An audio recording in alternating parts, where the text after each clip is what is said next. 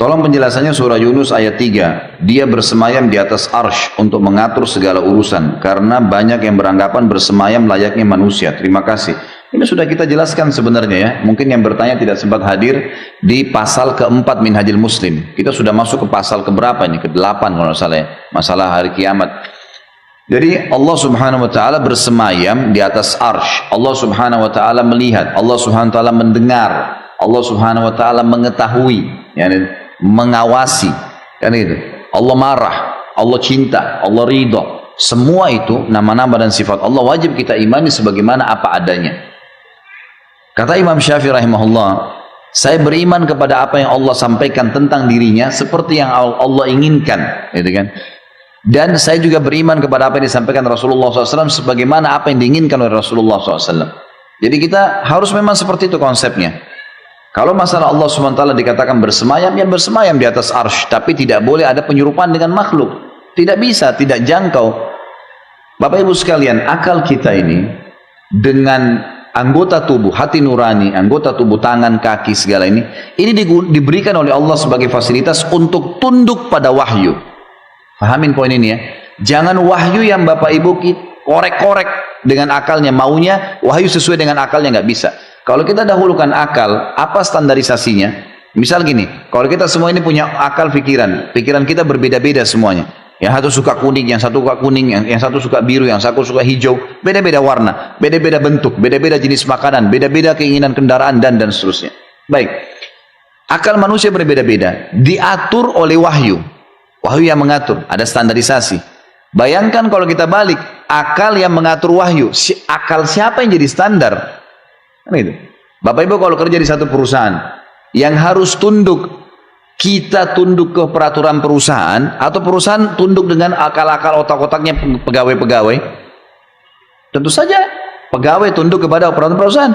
Bayangkan kalau saya buat perusahaan, semua pegawai saya harus ikutin otaknya mereka semua. Jadi mereka semaunya masuk kapan, mereka pakai baju terserah, mereka berbuat semaunya, ambil uang semaunya. Kacau balau lah perusahaan itu. Harus ada standarisasi. Wahyu itu standarnya, hukum. Semua otak harus tunduk di situ. Karena kalau akal yang kita dahulukan harus wahyu ikut akal, kita akan protes. Kenapa laki-laki dan perempuan saja? Kenapa tidak ada jenis kelamin yang ketiga?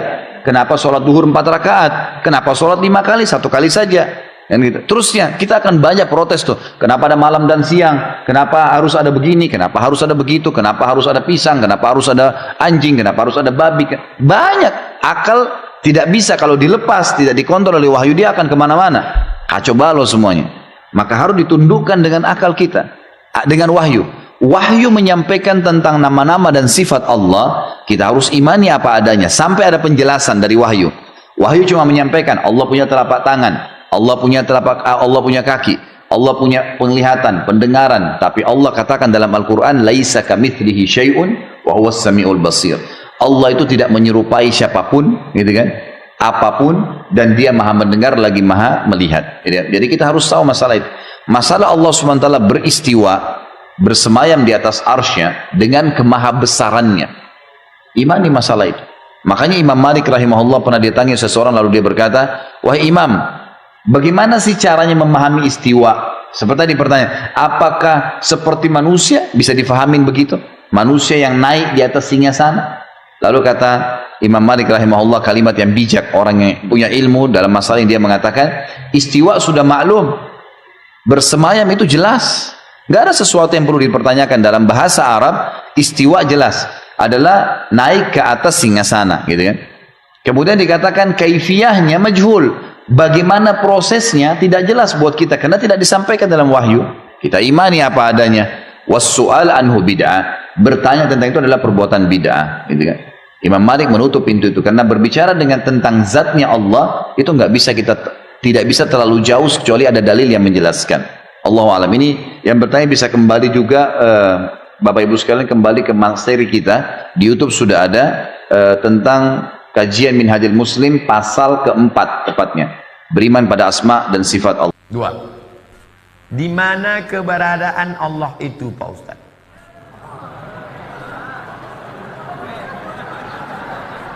Setengah mengatakan di atas, setengah mengatakan di bumi.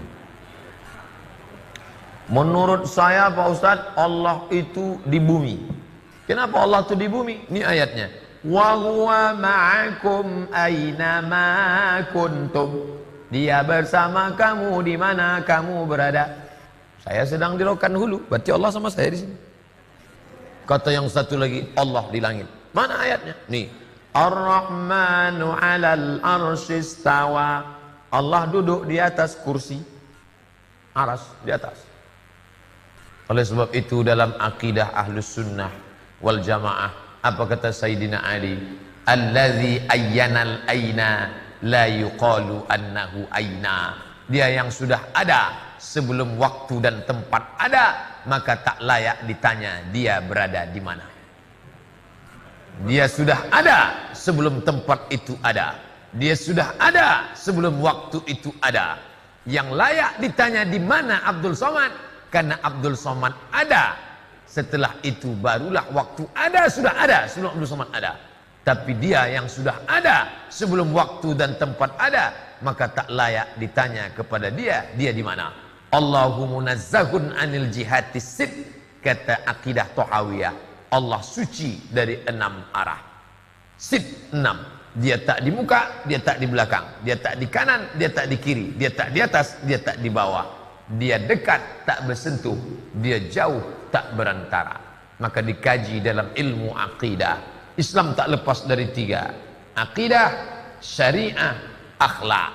Akidah, wujud, kidam, baqa, mukhalafatul hawadis, qiyamuhu binafsi, wahdaniyah, qudrat iradat. Kalau dia bisa ditunjuk, di mana Allah? Allah di atas. Maka batallah ayat 2. Walam yakul lahu kufuwan ahad. Dia tak setara dengan apapun. Kalau bisa dia ditunjuk Allah di atas, berarti sama dengan lampu di atas. Bapak Ibu yang dimuliakan Allah. Oleh sebab itu Ahlus Sunnah wal Jamaah mengajarkan Allah maujud bila makan. Allah itu ada tanpa tempat. Karena kalau dia bertempat, maka dia bukan Allah. Allah duduk di atas kursi. Kalau Allah duduk di atas kursi, berarti kursi itu lebih besar daripada dia. Oh tidak Pak Ustaz, kursinya kecil. Oh kalau begitu dia besar, kursinya kecil. Tak muatlah dia di kursi itu. Lalu apa makna ayat Allah duduk di atas kursi? Maknanya kuasa. Itu makna Ar-Rahman alal arsy istawa. Kata akidah Asy'ariyah, Abul Hasan al-Asy'ari. Bapak Dr. Randus Haji Ahmad MSI duduk di atas kursi Bupati Rokan Hulu selama 2 periode. Apakah artinya Pak Ahmad duduk aja di kursi? Tidak. Apa makna ungkapan itu? Bapak Dr. Randus Haji Ahmad MSI duduk di atas kursi Bupati Rokan Hulu selama 2 periode. Artinya duduk di atas kursi itu artinya isti'la, berkuasa. Itu maknanya. Jangan dikatakan Allah duduk di atas kursi. Kalau Allah duduk di atas kursi, maka menyamakan Allah dengan makhluk. Orang yang menyamakan dengan Allah dengan makhluk namanya mujassimah. Nanti pembahasannya, pemikirannya sama. Apa di antara kesamaannya? Jangan samakan sifat Allah dengan sifat makhluk.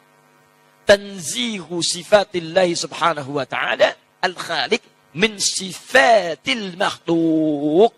Menyucikan sifat Allah dari sifat makhluk. Ada yang mengatakan sudah istiwa itu artinya bertempat. Allah punya tempat, tempatnya di arasy. Yang punya tempat itu makhluk. Allah tidak dibatasi dengan tempat. Kalau Allah punya batas tempat, artinya Allah sama sifatnya dengan makhluk. Ya, artinya mujassam. Mujassam itu menempat. Kalau sudah punya tempat, berarti menempat. Menempat sama dengan makhluk. Gak boleh. Kalau Allah kemudian butuh tempat, berarti punya kebutuhan. Sedangkan Allah maha luas. Laisa kamitslihi syai'. Allah menempat, berarti butuh tempat. Ketika Allah tidak ada di tempat itu, di mana Allah? Jelas ya? Nah itu ada masalah dalam akidah.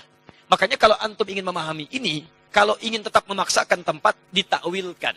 Takwilkan. Jangan dipahami demikian, tapi dipahami dengan nilai yang terkait dengannya. Apa diantaranya? Istawa, bima'na istaula. Menguasai. Mengatur.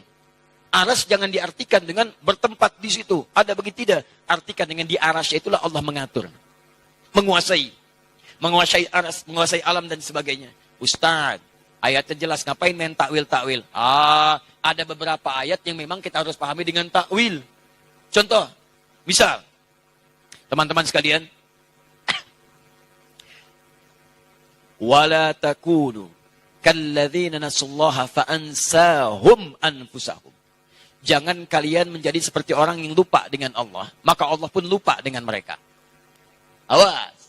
Awas, hati-hati. Bahkan ayat yang tegas, fanasi Allah, maka Allah pun lupa dengan mereka. Saya mau tanya pada antum, apakah Allah punya sifat lupa? Allah punya sifat lupa enggak? Tidak. Waliyadzubillah.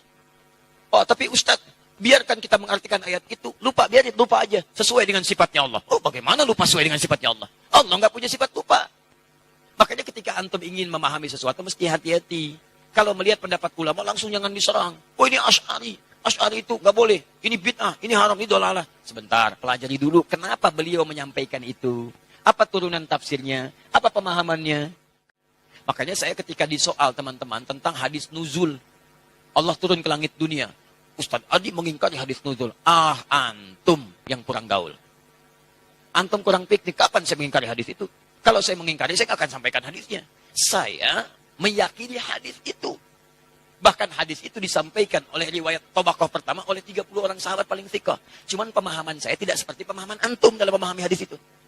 Itu masalahnya. Ini kadang orang itu seenaknya saja. Ustaz ada mengingkari ini. Bukan mengingkari, antum yang kurang paham. Saya meyakini hadis itu, cuman pemahaman saya beda dengan pemahaman antum. Di teman-teman ada yang menafsirkan Allah turun. Turunnya itu betul-betul turun ke langit dunia. Turun. Dibatasi dengan tempat. Penafsiran itu menurut saya tidak tepat. Kalau antum ingin artikan sesuai hadis, jangan dibahas bagaimana caranya. Sudah biarkan dengan hadisnya.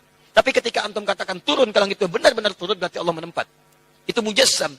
Nah, dalam nilai akidah, ada firqah disebut dengan mujassimah.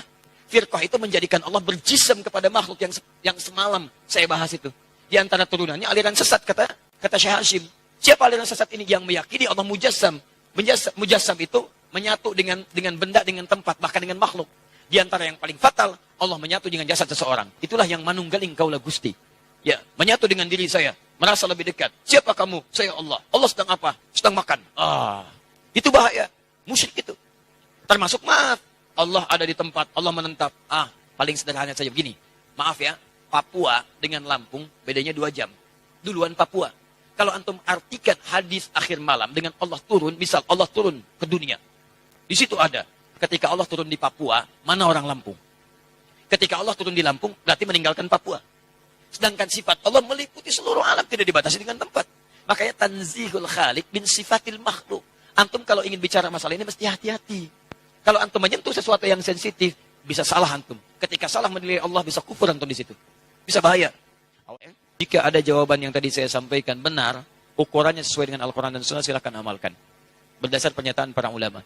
Tapi jika ada yang keliru, maka antum sampaikan, karena itu mutlak dari kelemahan saya. Begitu disampaikan dan saya cek saya salah, saya tidak akan malu untuk mengatakan maaf saya keliru. Ya, pendapat ini yang benar. Silahkan ambil pendapatnya, tinggalkan pendapat saya, lemparkan ke tembok, jangan pernah dipakai lagi. Ya, ambil pendapat yang terbaik dan disitulah kemudian kita amalkan sesuai dengan ketentuan Allah Subhanahu wa taala. Subhanakallahumma bihamdika asyhadu an la ilaha illa anta astaghfiruka wa atubu ilaik wa akhiru da'wana alhamdulillahi rabbil alamin.